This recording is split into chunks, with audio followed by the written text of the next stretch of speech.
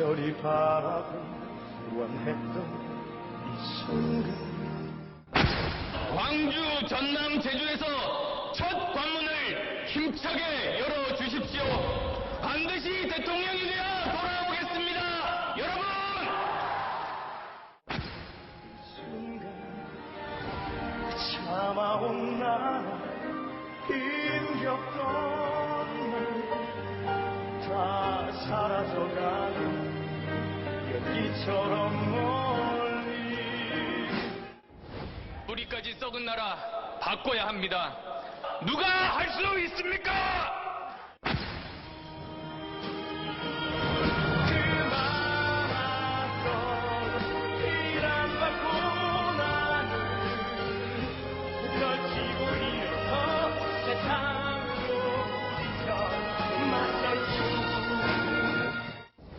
미래를 생각해도 저 안철수입니다. 단디 하겠습니다.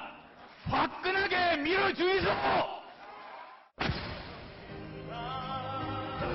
지금 내가 박진 머릿수도 남은 건 이제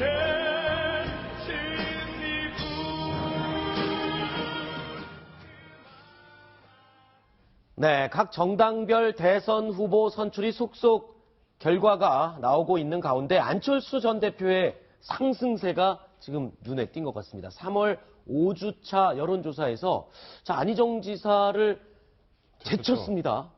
이거는 굉장히 지금 기세가 굉장히 빠르게 올라가고 있는 모습이죠. 지금 화면에도 보이고 있지만 원래 2위는 안희정 충남도지사의 자리였는데 그랬었죠. 3월 5주차 들어서면서 국민의당 안철수 전 대표가 5.4%포인트 급등을 했는데요. 네. 사실 제 견해입니다만 앞으로 더 오를 가능성도 있다고 보여집니다. 예. 그런데 왜 올랐느냐? 상대적으로 물론 안희정 지사가 민주당 경선에서 약간 주춤하는 것도 영향을 미쳤겠지만 네. 지금 화면에 나온 것처럼 호남 경선 그리고 부산, 울산, 경남 경선에서 토탈해가지고 60%를 넘어섰거든요. 네. 사실상 이제 안철수 전 대표의 독주가 이어지고 있는 상황인데요. 결국 이 같은 심리, 기대감이 많이 반영된 것이 지금 지지율 상승으로 이어졌고 이번 주말 서울을 끝으로 국민의당 경선이 끝이 나는데 아마 경선이 이대로 추세대로 끝나고 난다면 안 전 대표의 지지율은 더 상승하지 않을까 좀 이렇게 점쳐집니다. 그렇군요. 지금 안희정 지사가 잠시 주춤한 사이, 그러니까 문 전 대표의 이 대세론이 확인되면서 꺾인 지지율, 이런 것들이 지금 안철수로 옮겨가는 게 아니냐, 이렇게 해석을 해도 되는 겁니까? 예, 그리고 또 하나 재미있는 점은 지금 그래프에도 나오고 있지만 1등은 여전히 문재인 전 대표인데 그렇죠. 문재인 전 대표는 역시 호남 경선에서 악승을 거뒀거든요. 그럼에도 불구하고 지지율은 사실 큰 폭의 상승세를 보이지 않고 있습니다.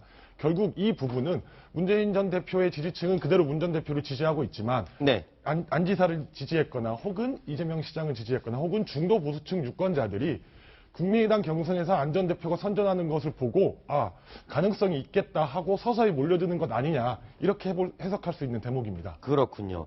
자, 그리고 내일은 이제 TK 지역 경선을 앞두고 있습니다. 안철수 대표도 지금 표심 잡기에 열을 올리고 있죠. 설명을 해주시죠. 네, 그렇습니다. 어제 부산 지역 경선이 끝나자마자 안철수 전 대표는 바로 포항으로 갔습니다. 어제 그래서 포항 죽도시장을 둘러봤었고요. 오늘도 안동 그리고 예천 그리고 대구를 연달아 돌면서 경북 지역을 표심을 지금 다지고 있습니다. 그러면서 지금 안철수 전 대표 같은 경우는 지금 유일하게 지금 지역적인 연고가 좀 부족한 곳이 경북인데 특히 이 지역에 좀 어떤 정치인이라면 어떤 인연이라도 다 끄집어내서 연결시키는 게 정치인입니다. 그러다 보니까 우리 경북 영주와 우리 집안의 사실상 고향이다. 그러면서 또 예천이 또 순홍 안씨, 또 정치인을 얘기를 하면서 여기가 나의 뿌리다. 라고 강조를 하고 있습니다. 그래서 사실상 지금 무주공산입니다. TK가. 친박이 몰락하면서 문재인, 유승민, 안철수 어느 후보 하나 지금 절대 강자가 없는 곳이 TK이기 때문에 지금 안철수 전 대표는 지금 경선이 지금 보다는 본선을 내다보고 TK에 대해서 나름대로 지금 굳히기 그리고 돌풍을 일으킬 기반을 마련하기 위해서 열심히 지금 바닥을 다지고 있다. 그렇게 보셔야 될 것 같습니다. 그렇군요. 자, 그리고요. 안철수 전 대표뿐만 아니라 지금 예비 대선 후보들 모두 집안 어르신들 모시기에 나섰다고 하는데요. 그 모습을 저희가 영상으로 한번 꾸며봤습니다. 함께 확인해 보시겠습니다.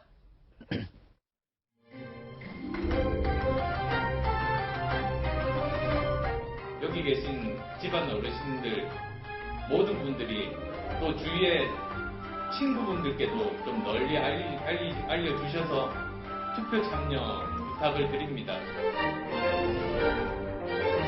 우리 집안이 가지고 있는 애국심과 그리고 충효의 그 전통을 늘 잊지 않고 있습니다. 어린 시절부터 우리 집안에 아저씨뻘이 되는 분이 안중근 장군이었다는 사실에 늘 자부심을 가지고 살아왔습니다. 남평군 시 어르신들, 남평군 시가 대한민국에 우뚝 남는 그런 성씨로 남기 위해서 저도 시집온 타성씨지만 최선을 다해서 돕고 있습니다. 자, 정치인들에게 이 종친회 모임, 어떻게 말하면 혈연 아닙니까? 자, 이 혈연이죠. 종친회 모임을 굉장히 중요하게 여긴다면서요. 어떤 의미에서 어떤 역할을 하기 때문에 그런가요? 대표적인 혈연이라고 볼 수 있는데 네. 사실 정치인들에게 가장 중요한 건 표입니다. 네. 이제 표를 모을 수만 있다면 그것이 시장이 됐든 경로당이 됐든 찾아가는 건데요. 그런 면에서 본다면 정치인에는 확실한 연결고리가 있는 겁니다. 네. 뭐 지금 나오는 것처럼 문 전 대표는 문 씨, 그리고 네. 남평 문 씨고요. 안 지사와 안 전 대표는 공교롭게도 똑같은 돈을 가지고 있지만 네. 정치인을 가지고 있는데 이 곳을 찾아가 기본적으로 지지를 호소하는 겁니다. 제가 남이 아니다. 네. 여러분들과 같은 핏줄이고 여러분들과 같은 성씨를 쓰고 있는 저를 지지해달라. 어떻게 보면 정치인으로서 활동할 수 있는 가장 기본 중에 기본이라고 볼 수 있는 거죠. 근데 지금 아까 영상에 나온 것처럼 재미있는 부분은 안 전 대표와 안 지사의 성씨가 같다는 점입니다. 그렇죠. 대표적으로 신문기사에서 제목을 달 때 굉장히 어려운 부분인데요. 네. 사실 그 전까지만 해도 한문으로 안이라는 건 안철수 전 대표를 지칭하는 말이었어요. 그랬죠. 그런데 안희정 지사가 최근 약진하면서 1월, 2월 들어서 약진하면서 한자로 안을 의미하는 게 안 지사를 뜻하는 경우가 많았는데 아마 4월 초, 그러니까 다음 주 정도가 되면 2명 중에 1명은 혹은 둘 다 후보가 될 수도 있지만 그 한문 안 씨의 주인이 누가 될지가 네. 한가름 나지 않을까 좀 생각이 됩니다. 그렇군요. 자, 그리고요. 지금 또 이 안철수 전 대표의 지지율이 상승을 하면서 좀 관심이 있는 분야가 이겁니다. 문재인 대세론을 과연 꺾을 수 있느냐? 근데 또 흥미로운 여론조사 결과가 나왔어요. 그러니까 지금 양자 대결 했을 때 어떻게 되느냐? 그 결과가 나온 거죠? 네, 그렇습니다. 지금 3당 후보라 그랬는데, 그러니까 민주당을 제외한 나머지 3당의 후보가 단일화해서 안철수 후보가 나왔을 경우 그 양자 대결을 얘기를 하는 겁니다. 아, 물론 문재인 전 대표가 이기는 것으로 나오기는 하지만 이 42대 48의 이 퍼센테이지는 굉장히 의미가 있는 거죠. 이래저래 최근 지난달까지만 하더라도 지금 양자 대결 계속 미디어에서 여론조사 결과 나오긴 했지만 네. 안철수 후보가 30%를 넘은 것도 이건 처음입니다. 사실. 그렇군요. 그렇다 보니까 40%로 근접해서 비등하게 1합을 겨룰 정도가 왔다. 이런 건 추세의 흐름을 좀 보여주는 거거든요. 그렇군요. 그러면서 지금 우리 국민들도 지금 경선을 치르고 있지만 지금 경선 넘어 본선을 지금 바라보기 시작했다. 그렇게 보셔도 될 것 같습니다. 네. 자, 그리고요. 오늘 원래 6시 40분에서 7시 정도로 경선 결과가 나올 것으로 예상했었는데 지금 조금 일찍 결과가 나오고 있는 것 같습니다. 저희가 준비되는 대로 저희가 계속 전해드리도록 하고요. 자, 그리고 자, 다가올 장미 대선에서 그렇다면 이 두 사람, 문재인과 안철수, 이 두 사람 가운데 장미 대선에서는 누가 유리할까? 물론 결과는 하늘만이 알고 신도 모르는 결과겠죠. 그런데 감히 우리 뉴스탑10 패널들이 한번 예측을 해보겠습니다. 먼저 김성진 기자의 생각을 들어보겠습니다. 네, 저는 개인적으로 안철수가 우세할 것이다. 이렇게 보고 있습니다. 네. 수송이 제일 어렵습니다. 문재인 전 대표 대세론 얘기를 했지만 지금 대세론 나온 지가 벌써 반년도 넘었습니다. 그렇기 때문에 이제 수송 힘들 것이다 보여지고 가장 큰 이유가 반문 정서입니다. 지금 지난 대선 때도 지금 48% 득표를 했지만 50% 가반을 넘은 적이 없습니다. 그렇다면 지금 각 당 4당이 4자 구도가 됐든 3자 구도가 됐든 어떤 구도상에서도 50% 돌파는 어려울 것이다. 아하. 그렇게 봤을 때 최소한 30에서 40% 득표를 가정한다면은 나머지 반문 세력들, 반문, 감정, 문제만은 안 돼. 이런 부분이 어떻게든 연대가 됐든 표심으로 표출이 되다 보면 그런 면에서는 앞으로 구도가 바뀔 가능성이 크고 그 구도의 변화는 안철수 전 대표에 유리할 것이다. 저는 그렇게 그렇군요. 보고 있습니다. 변수가 더 많을 것이다. 이렇게 예측을 해줬습니다. 다음은 김태현 변호사의 생각은요? 저는 문재인 전 대표가 여전히 유리하다고 봅니다.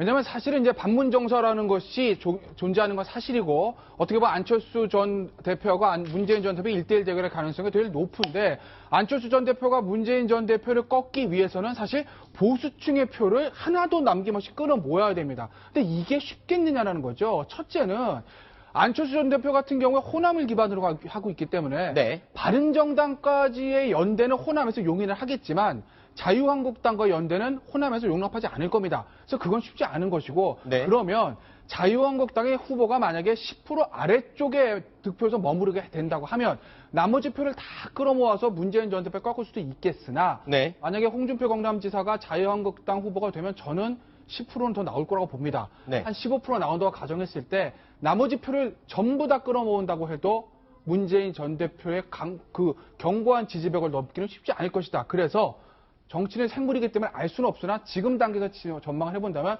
아까 봤던 그 여론조사 그것과 유사한 수치가 나올 가능성이 저는 높다고 봅니다. 알겠습니다. 자, 동아일보 정치부의 한상준 기자 생각 들어보겠습니다.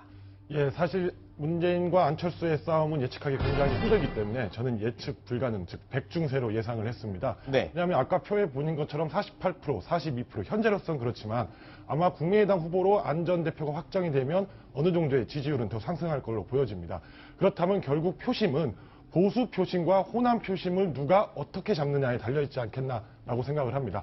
안 전 대표는 보수 표심을 최대한 끌어와야 되고 문 전 대표는 호남의 표심을 완벽하게 장악해야만 승리를 예감할 수 있지 않을까 이렇게 생각합니다. 알겠습니다. 자, 마지막으로 김정한 차장의 생각도 들어보겠습니다.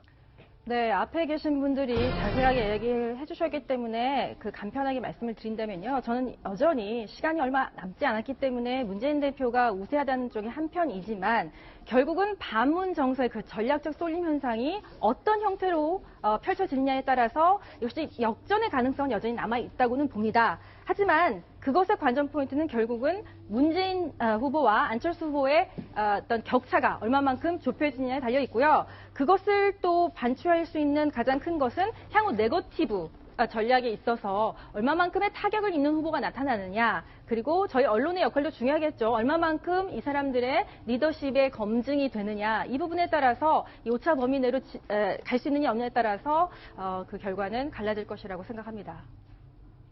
네, 그렇군요.